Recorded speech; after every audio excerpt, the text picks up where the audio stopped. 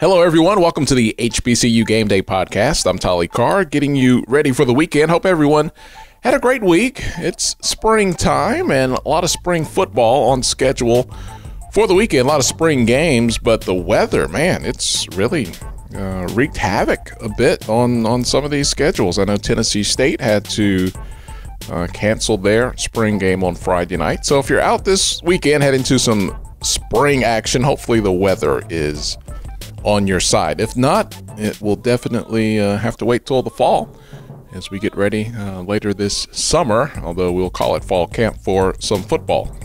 Had a lot of news this week, in case you missed it, at hbcugameday.com. And this podcast, as always, is available on TuneIn Radio. It's available on iTunes and SoundCloud as well.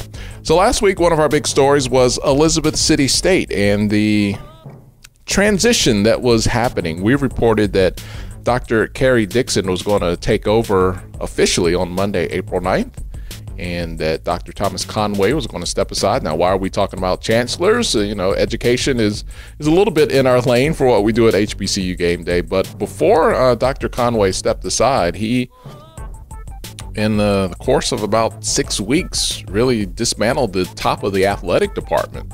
And the news release came out this week confirming what we reported, that Dr. Dixon would take over on Monday. So the speculation was that Dr. Conway had to clear the deck for the new woman who would be in charge. And so they are still in the market for an athletic director.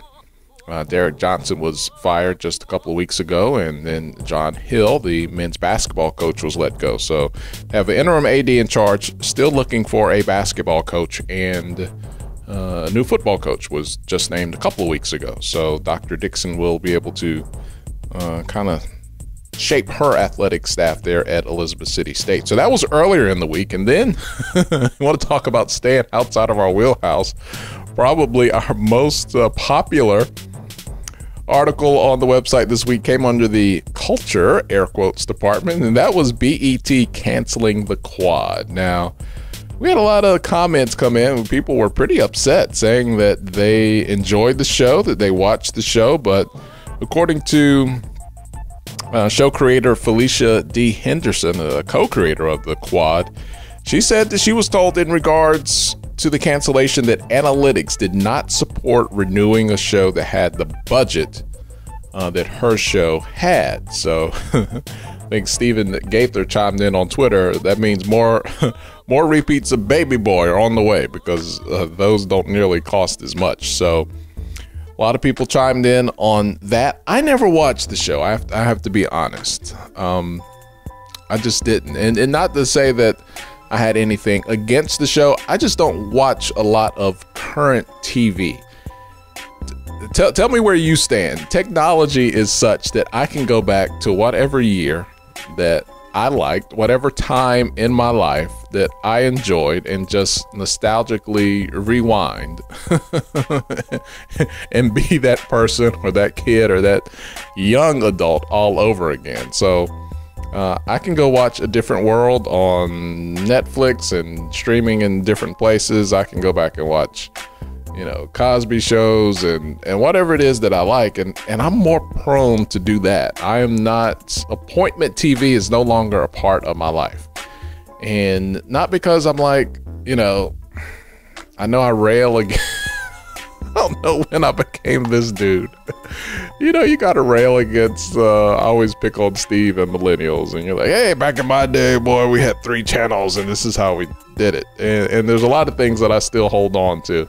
But I'm not railing against technology at all. So I just don't do appointment TV. So I just never watched it. Felicia was on the podcast, and I definitely support her efforts, and was glad that we were able to snag that interview with her. But I knew what it was, but I just didn't watch it. So I can't weigh in on that. But I would say, if I had to put a percentage on our viewers and listeners and everybody else that weighed in, 8-2, 80% said that they would miss the show.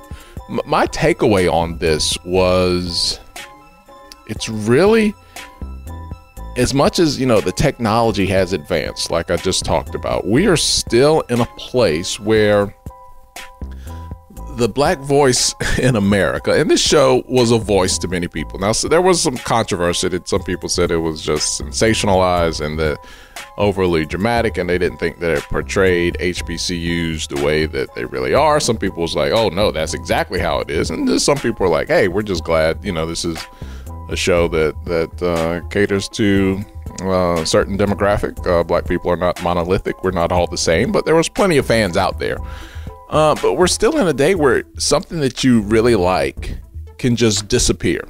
I was probably a little more upset when they canceled the Roland Martin show, because and I didn't watch that I don't even have a cable tier where I can get to TV One, but I did consume things that the TV One posted online, so I was really kind of able to watch the show in clips on demand after the fact.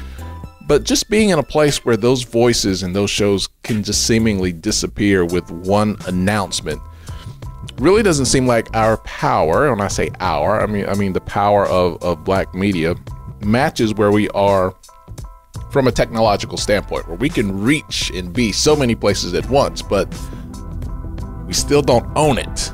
You know what I mean? Like, we are renting that space. So my thought this week was, how do we get to that place where, you go back, all right, I'm talking about, I don't rail against technology, but there was a time where I felt like there was a responsibility that broadcasters had to make sure that those voices stayed in place, regardless of what their ratings or success were, that there was that place that you could always go to.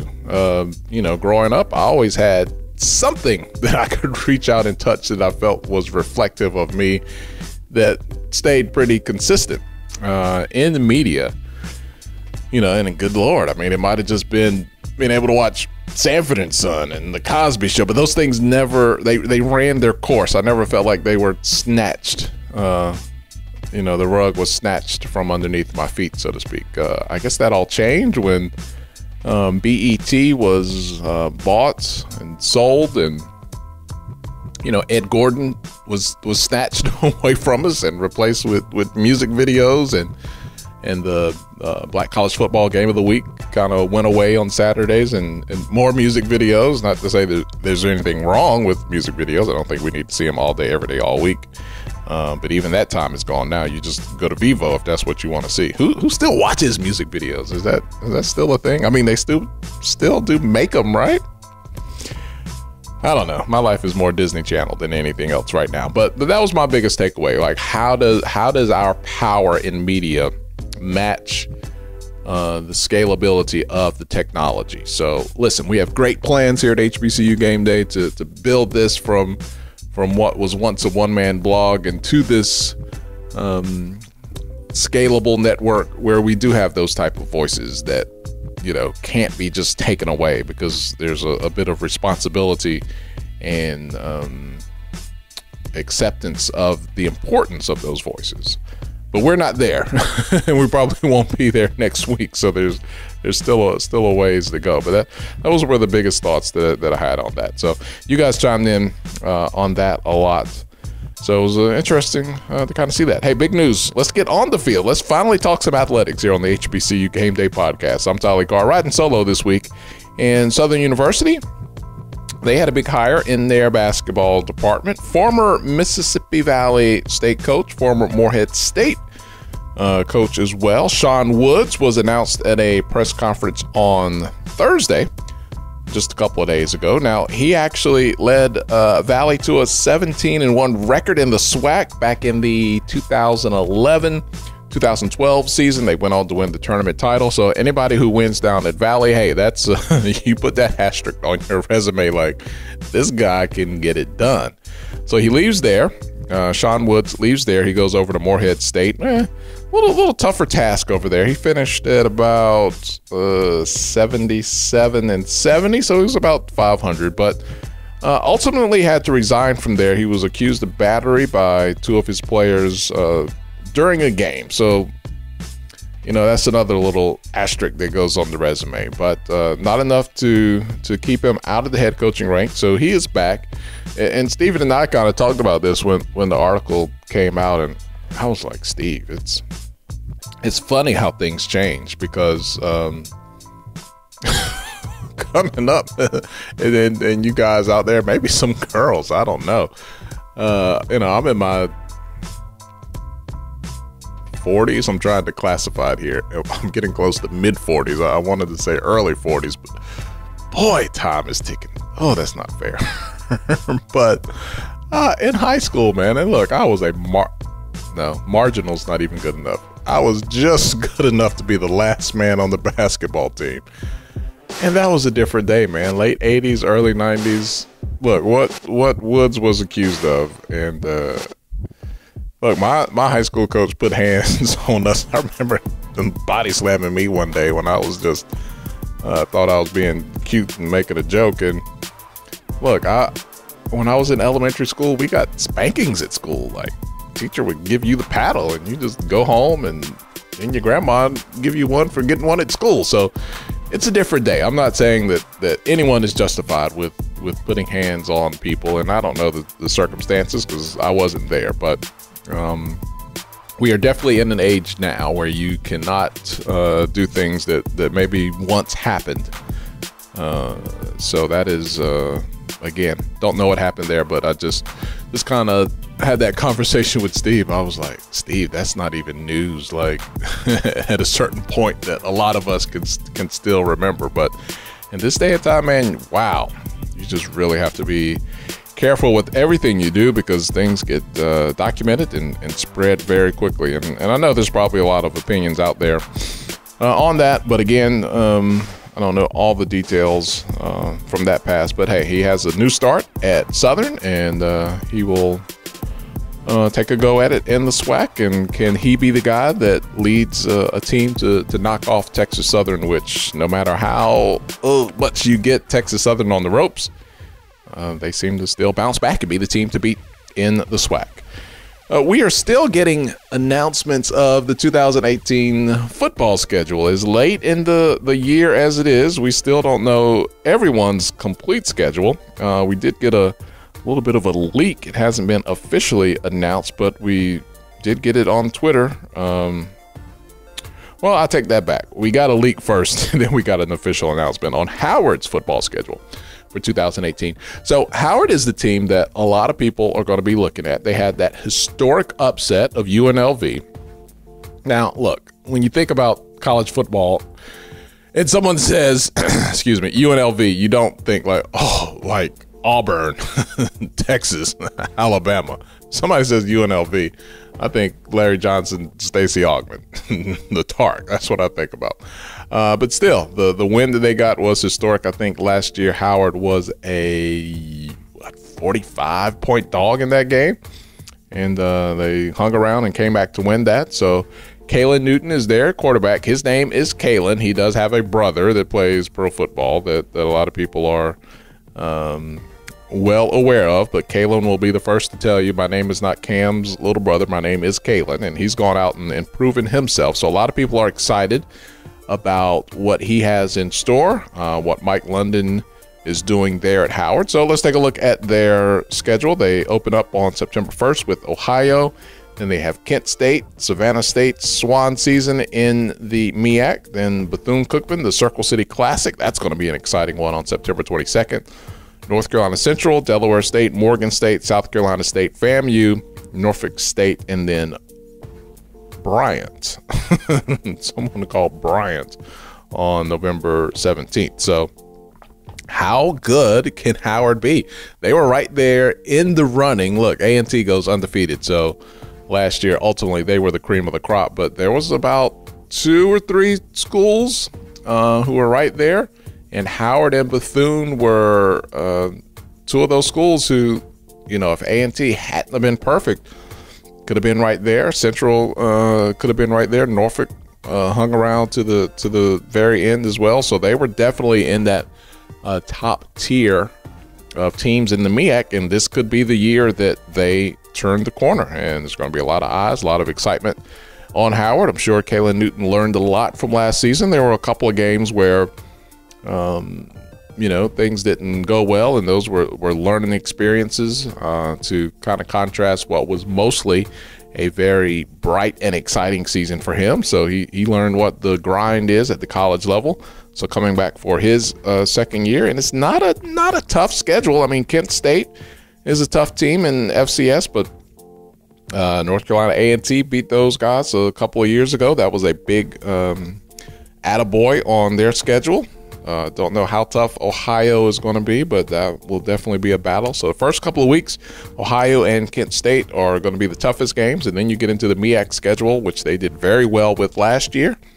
And again, they don't play A&T in the way the MEAC schedule rotates. They will not have the Aggies this year either. So if A&T has a great season and Howard has a great season, it could come down to one of those tiebreaker scenarios that we've seen in the MEAC before. But people are excited about what might happen in DC. And this was some good news for Howard, because everything coming out of Howard the last couple of weeks has been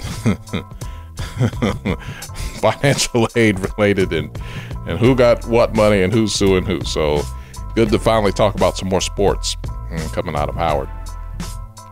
Had a chance to talk about Xavier of Louisiana. They were in the news. I got a chance to see their tennis team last year. They were in Atlanta for the HBCU tournament here in Atlanta. And for the first time in history, now they're an NAIA school in New Orleans, of course, but both the men's and women's team are ranked in the top 4 in the country. So that's a great article there at hbcugameday.com. And they are just one of those best kept secrets in the running for best kept secrets in HBCU sports. So that's a great article to check out as well. This is the HBCU Game Day podcast. I'm Tolly Carr here. We're getting you ready for the weekend. Some things that we're still looking for.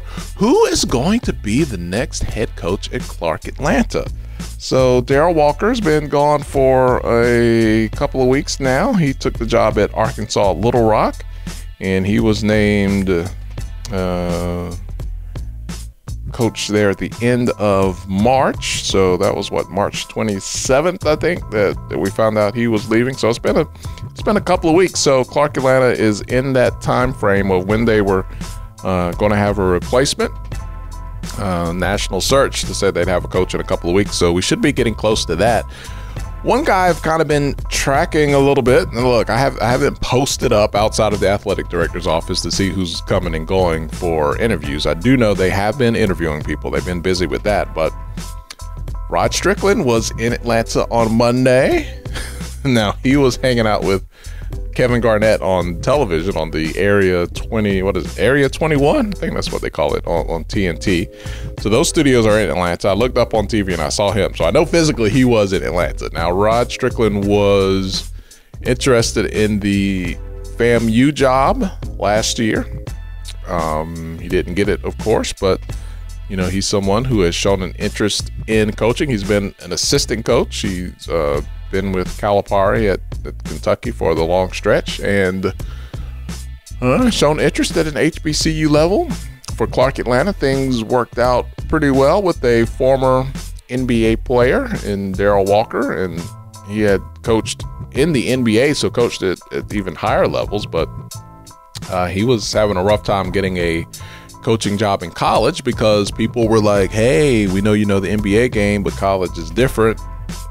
I don't know. Do they play with a different ball? Do they run different plays? I don't know what that was all about. But anyway, he got the job at Clark Atlanta, proved himself, and within 2 years, he's now a D1 basketball coach. So he's gotten it done at all levels, or at least is going to get that chance. So I don't know. I've always kind of wondered, what's going to happen with Rod Strickland? Is he going to take another shot at a job? Will somebody give him an opportunity?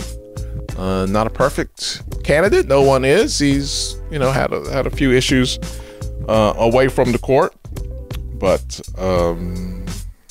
who knows? It'll be interesting to see. But I would imagine, if not this week, by the following week, I would imagine that news should come out of who's going to be the next head coach at Clark Atlanta University. And man, the battle in the AUC should continue to be intense. I know Grady Brewer's got some more players, including his son, who's got some good size on him and can shoot the ball there. And Morehouse had a terrific season, and Clark Atlanta had a good season, had a really good season, and had 2 great seasons under Coach Walker. So how they bounce back this season and who their coach is going to be pretty interesting to watch.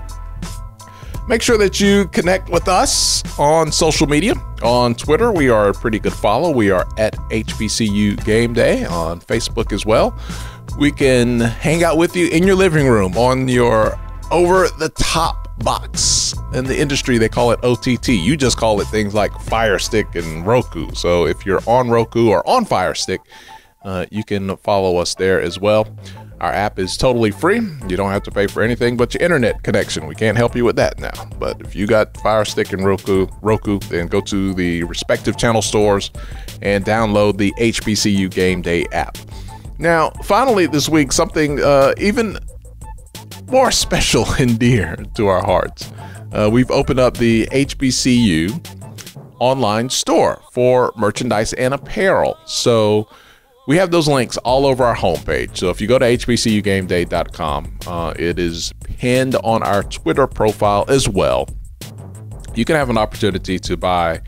We have HBCU Game Day shirts. We have an HBCU Forever t-shirt, and we're working on some more designs as well that might hit a little closer to home with you and the school that you might cheer for or have attended. So look forward to that. Now, we're in a couple of different places. We're on Teespring, which is a print-on-demand service, which is you pick out the shirt that you like, you order it, they print it, they send it to you. And we are on Amazon as well. And on Teespring, they have a system set up where a certain percentage of your proceeds can go towards charities that you select. So we selected the United Negro College Fund, UNCF. So any merchandise or apparel that you buy from us through our site at Teespring, 10% of that sale goes to UNCF. And if, I don't have to explain to you what UNCF is,